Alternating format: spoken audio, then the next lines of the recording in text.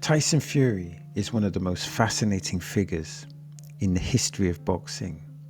You can try and define him with the usual words: talent, skill, heart, but somehow none of them feel big enough.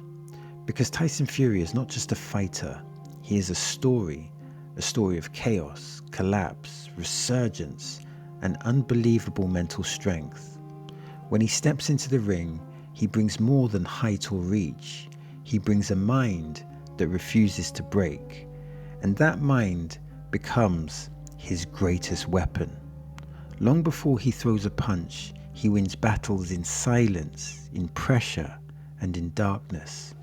Tyson Fury shows us that real fights happen inside, and the strongest champions are built there first. So you can define Tyson Fury in three categories. There is the technical element, there is the psychological element, and then there is the heart element. And all these elements are very interesting. Initially, we saw the psychological element against Vladimir Klitschko.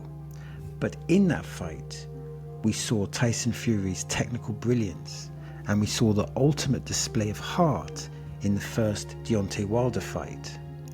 Tyson Fury, in this sense, is multifaceted because he is technical, but he is also extremely brave.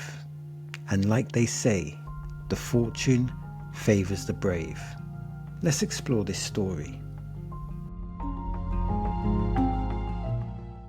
I think you can't mention the Tyson Fury story without mentioning Klitschko, because when Tyson Fury was climbing the ranks, Klitschko was literally at the top of the heavyweight mountain.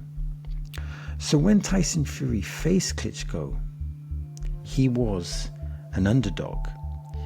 And there was a valid reason for that because of his dominance. Klitschko at the time was totally dominating the heavyweight division. No one, absolutely no one, could deal with his jab. And he had this really short left hook, which had this short trajectory, and it was devastating. And his backhand was very powerful. Klitschko would methodically break down opponents, and he reduced the risk of getting hit with effective movement and effective parrying. In a sense, Klitschko had developed an efficient defensive system, and he had developed an efficient offensive system. There's no doubt about that. And if you did get past the Klitschko jab, if you did get past the backhand, he would just tie you up effectively. Klitschko, he had a very clear boxing identity. He understood how to negate opponents and maximize his tools. And like I said, he ruled the heavyweight division for 9 years. He was committed and he was absolutely formidable. So Tyson Fury really had a challenge on his hands.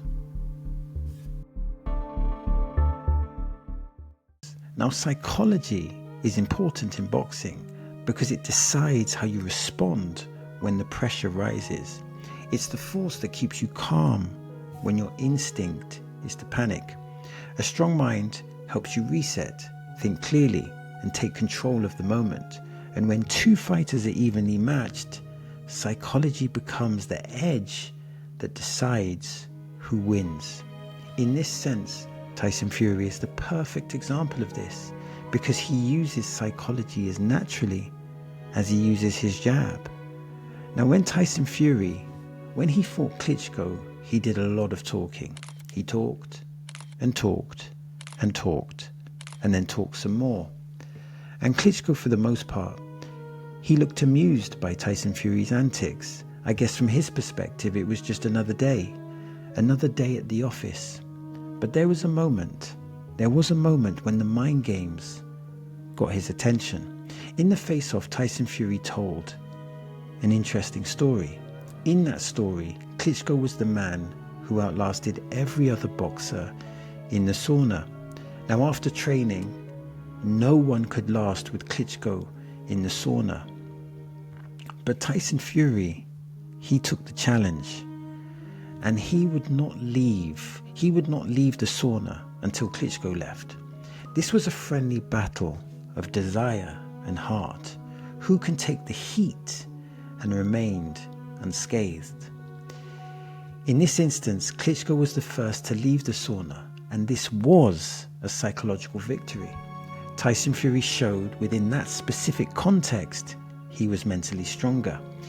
This was a significant psychological chess move. Now, Robert Greene wrote a book called 48 Laws of Power. This book is popular in today's culture. Matter of fact, for reference, the rapper 50 Cent openly talks about how the book inspired him. He saw it as a guide to understanding people and understanding power. But many others viewed the book differently. They saw it as like a blueprint for manipulation. So whether someone agrees with it or not, the book forces you to think about human behavior, and that's why it continues to resonate until this day. And the book is relevant to boxing. Why? It's relevant because the sport is not just physical, it's psychological. Fighters who understand power dynamics often control the ring before a single punch is even thrown. One of the rules in the 48 Laws of Power is to conceal your intentions. Boxers often follow this rule. For example, when David Haye fought Valuev, he said he was going to go for the knockout. But when the bell rang, he boxed an intelligent fight.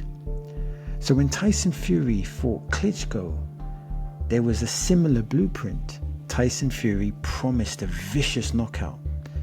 But when the bell rang, he came to box, and he boxed really well. He took away the jab, and he took away that short left hook. He nullified Klitschko, who had no answers. Tyson Fury presented the puzzle, and Klitschko could not solve it. It was a performance of technical brilliance, and this performance of technical brilliance made Tyson Fury unified champion. It was a phenomenal achievement. So after the Klitschko fight, Tyson Fury, unfortunately, he entered this really dark place, and many speculated at the time that his mental health had deteriorated. Additional to this, he had significant weight problems, and he just seemed to be spiraling out of control. This was sad, but puzzling, all at the same time. Let me explain. Remember, this man Tyson Fury had dethroned Klitschko, who was a champion for 9 years. It was an incredible feat, but at this point, he could not beat his own mind. He could beat an elite champion, but he could not beat his negative psychology. Like I said, it was sad, and if that was the end of the story, now that would be very depressing. But this set the tone. It set the tone for an amazing comeback. Now, depression and other issues meant that Tyson Fury unfortunately never defended those belts. So the heavyweight scene, it changed, it evolved, and Deontay Wilder became champion. In an interview, Deontay Wilder said something. He said something that prompted one of the greatest comebacks of all time. After that interview, something shifted in Tyson Fury. It's almost like a spark came back that had been missing for all those years. In one sense, maybe he realized that he wasn't done. He wasn't done physically, and he wasn't done spiritually. And from that moment, the comeback truly began. Because Tyson Fury rebuilt himself. He rebuilt himself piece by piece, starting with his mind and then with his body. And slowly, the man transformed back into the fighter who feared nothing.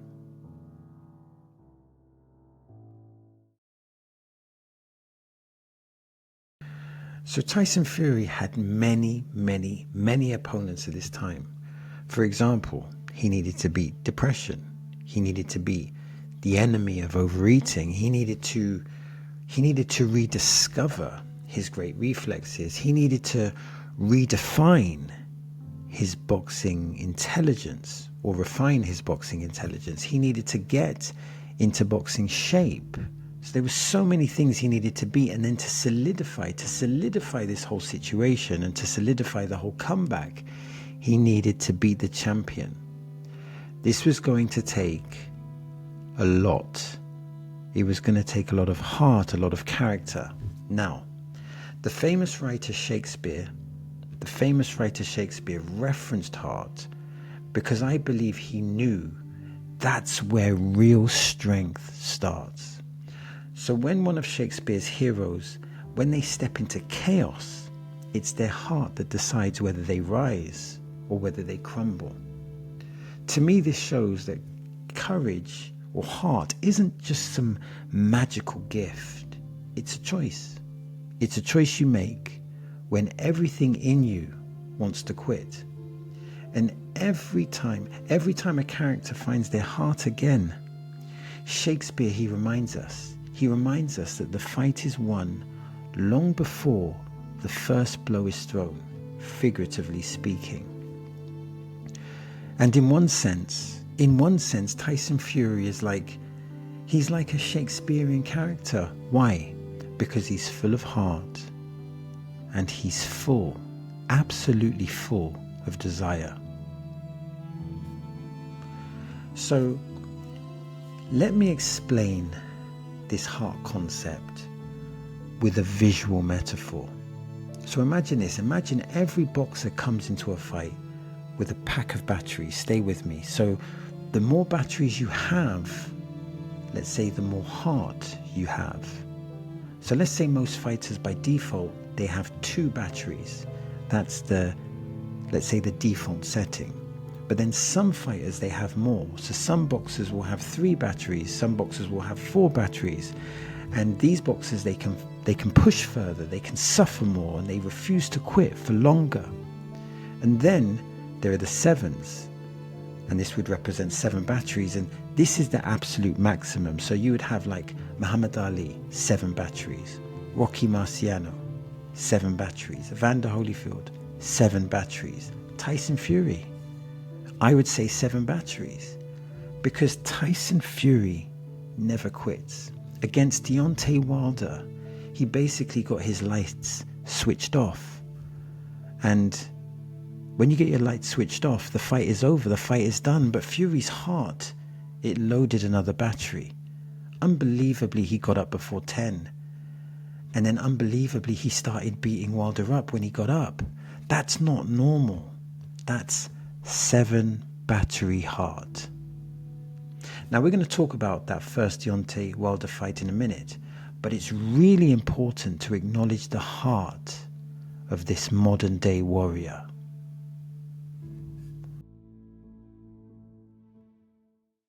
Before we talk about the Wilder fights, let's introduce Deontay Wilder. Question: who is Deontay Wilder? Well, Deontay Wilder was a massive knockout artist, the kind of fighter who didn't just win. It's like he just erased people. He was knocking out the competition. He was knocking out the competition in a scary fashion. And every punch looked like it carried bad intentions. Now, there is a psychology to a knockout artist, a certain pressure that sits in the air before the bell even rings. Because when a man hits that hard, his reputation walks into the ring before he does. The public, of course, they embrace the entertainment because everyone loves the drama of a fight ending in one shot. Fans, they come to see the entertainment, they come to see the chaos. And Wilder, he gives them that. Opponents, they fear the power, they fear, and they can second guess themselves in real time. Sometimes you're not just fighting Wilder, you're fighting the thought of that right hand landing clean.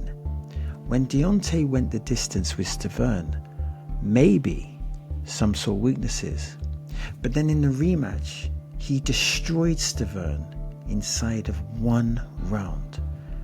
The point is this: Deontay's power was scary, very scary. Many stated at this time that he may be the greatest power puncher of all time.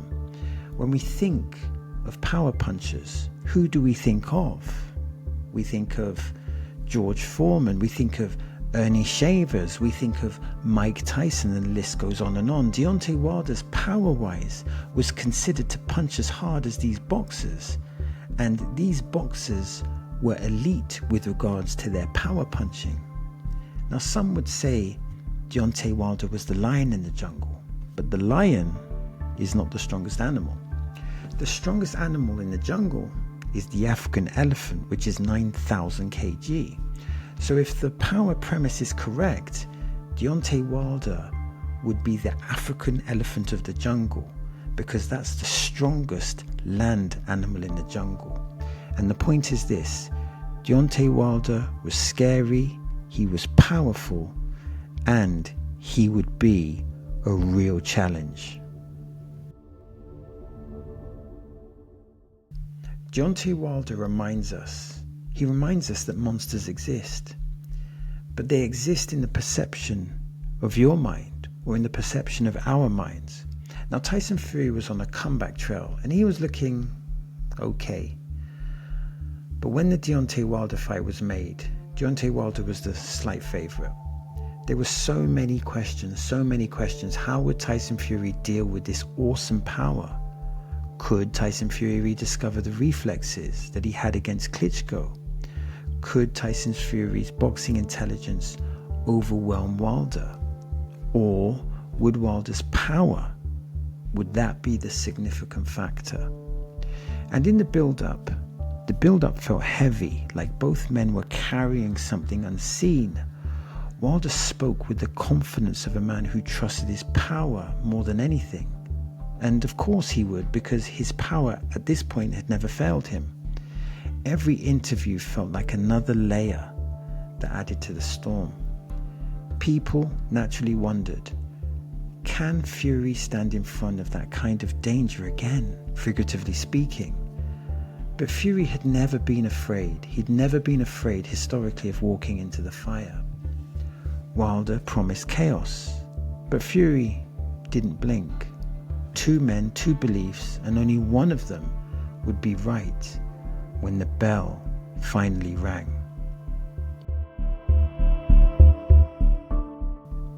In this fight, Tyson Fury did not have any sauna story advantage. Clearly, he did not have that type of history with Wilder. And I had like a curiosity with regards to the approach. I was quite curious because Tyson Fury, he was really playful in his communication.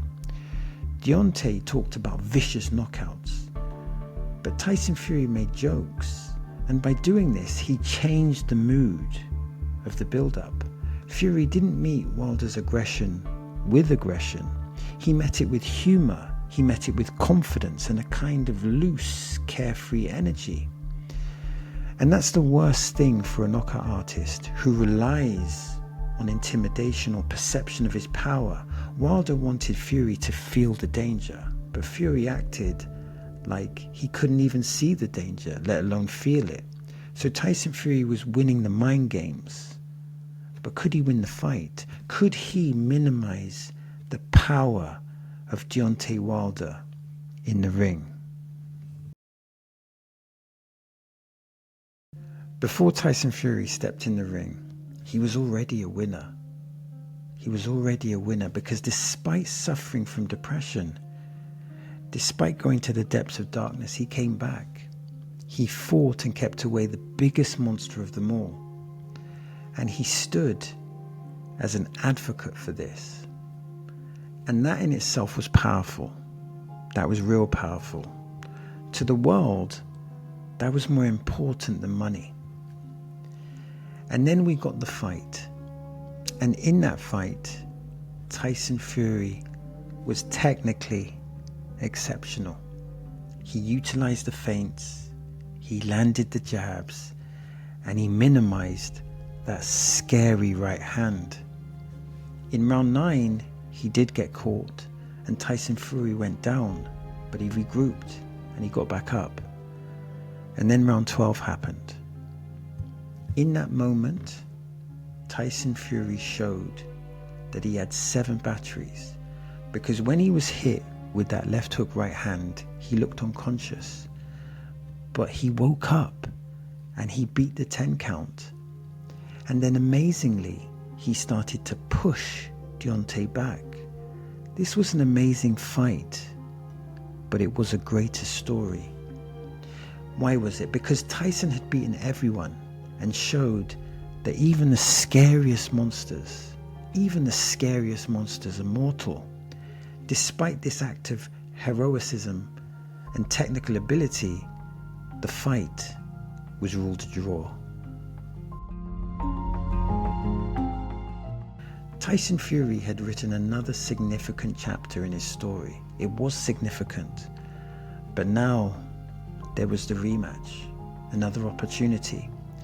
And unbeknownst to us all, Tyson Fury was about to play the biggest mind games, because Tyson Fury told everyone that would listen that he was coming for the knockout.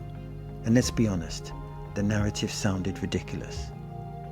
You don't exchange punches with the most powerful puncher in heavyweight history. And I thought to myself, no, I figured it out. Tyson Fury is just saying that because he's going to box. He's going to say he's going to go for the knockout because he's going to box.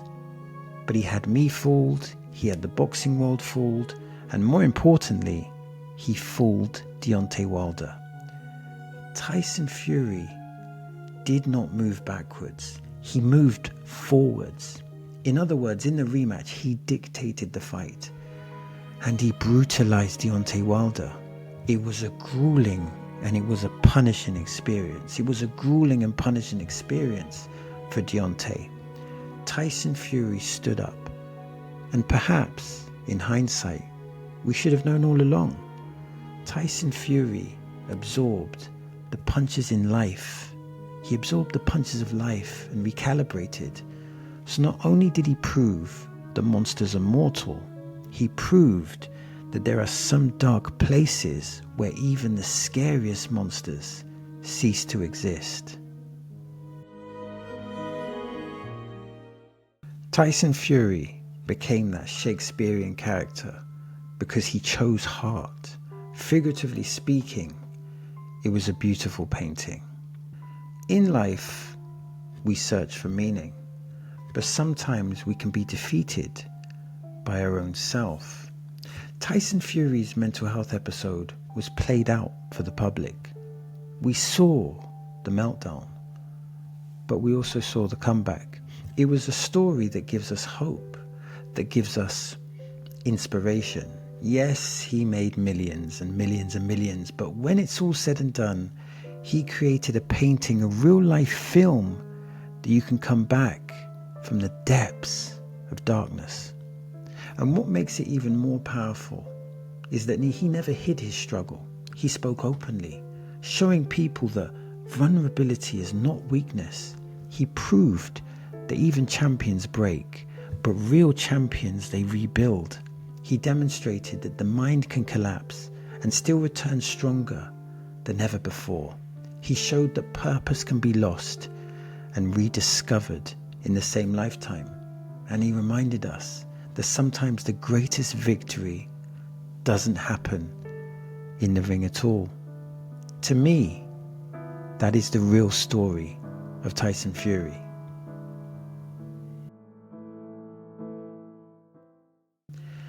Tyson Fury's story is not just about belts, knockouts, or big moments under the bright lights. It's a story about a man who fell hard, disappeared into the darkness, and somehow found the strength to rise again. He battled monsters in the ring, but the biggest monster was the one he faced alone in silence, when no cameras were around. And that's what makes his journey so powerful, because he showed us that strength isn't just about speed or power. It's the ability to keep moving when everything inside you wants to stop. Everything. He showed us that a broken mind can be rebuilt, that a shattered spirit can be repaired, and the heart is the one thing you can't measure on paper. Tyson Fury became a champion twice, once with punches and once with pure will. And when people talk about his legacy years from now, they won't just talk about the rounds he won. They'll talk about the darkness he defeated.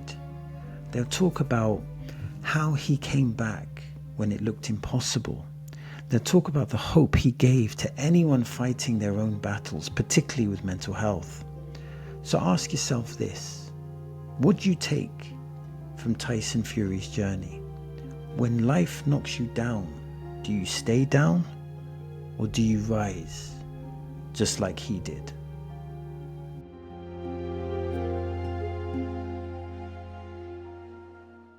In the end, having heart and being brave is important. Now, to paraphrase Cus D'Amato, Mike Tyson's first teacher and trainer, the coward and the hero, they feel the same thing. But even though they feel the same thing, they make different decisions. I say that to say this: decisions matter because they distinguish who is the coward and who is the hero. Tyson Fury was a hero, not just for his boxing ability. He was a hero because of the choices he made. He chose to fight the monsters in and outside the ring. And I think we can all benefit from that message.